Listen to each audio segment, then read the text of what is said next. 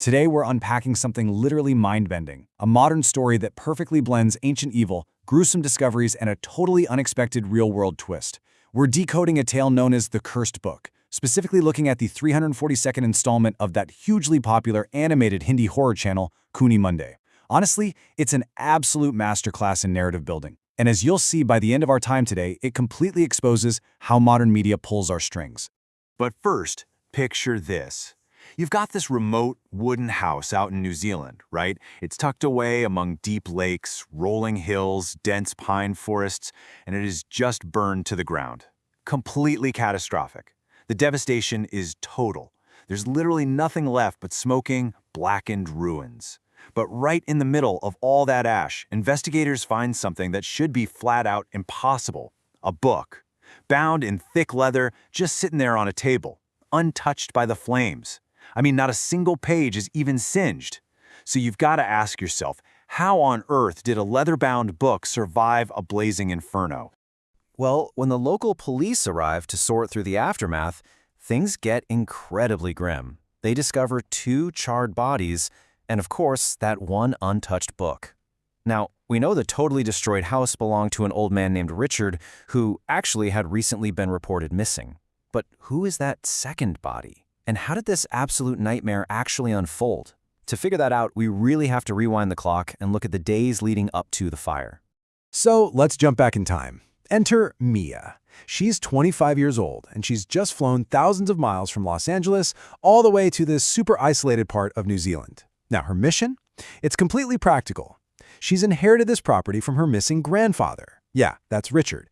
And she's just there to clean the place up, clear out the garage, and get the real estate ready to sell.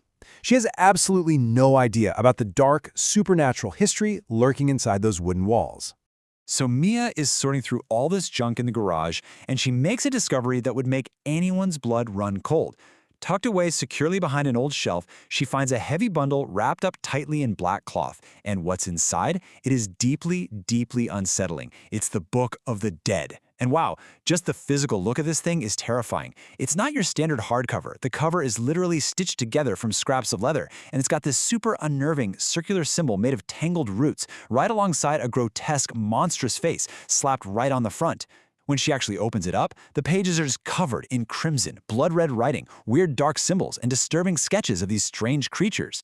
Let's move to and see how this built, because the consequences of opening that book escalate insanely fast. The very second Mia makes the massive mistake of reading those crimson words out loud, boom, the curse awakens. Within 30 seconds, this searing, burning sensation hits her hand, and these horrifying black, root-like patterns start spreading rapidly right under her skin. Jump forward just 60 minutes, and the whole environment starts reacting. I mean, the sky goes pitch black, violent storms start churning over that deep lake outside, and a whole murder of crows starts ominously circling the house. Now, what's really interesting about this slide is this massive, jarring collision between total normalcy and the sheer supernatural. Right as that crazy storm hits, Richard, Mia's missing grandfather, suddenly bursts through the front door. And it's such a wild contrast. While Mia's head has been completely wrapped around mundane chores like cleaning the garage, Richard is living an actual horror movie. He's a total shell of his former self, disheveled, weak, practically out of his mind with fear. He tells her he's been hiding out in this creepy forest cabin for ages, just desperately running from the ancient demonic entity tied to that book. We're talking shape-shifting monsters and disembodied voices sounding exactly like his loved ones. Things hit a total boiling point when they spot this chilling figure just outside the house. Richard warns her about an omen, the burned girl in the forest. Talk about nightmare fuel, right? But here is the true horror, the absolute brilliant dramatic irony that the writers wove into this story. That burned girl, she isn't just some random ghost haunting the woods. No, she's actually a terrifying projection of the future. It's a literal supernatural vision of Mia herself, vividly foreshadowing the brutal death she's about to experience. From that terrifying realization, the situation just completely derails. First, the demonic entity finally catches up to Richard and possesses him. It's violent. His eyes roll back until they're entirely white, and the veins in his neck bulge out and turn this putrid black color. As this evil force completely takes over the room, the book's pages start flipping on their own, literally burning demonic symbols right into Mia's hands when she tries to force it shut. In the chaos, Possessed Richard lunges at his own granddaughter with a heavy, burning candle stand, and it sets the curtains on fire. The flames spread like wildfire, quickly consuming the entire wooden house, killing them both.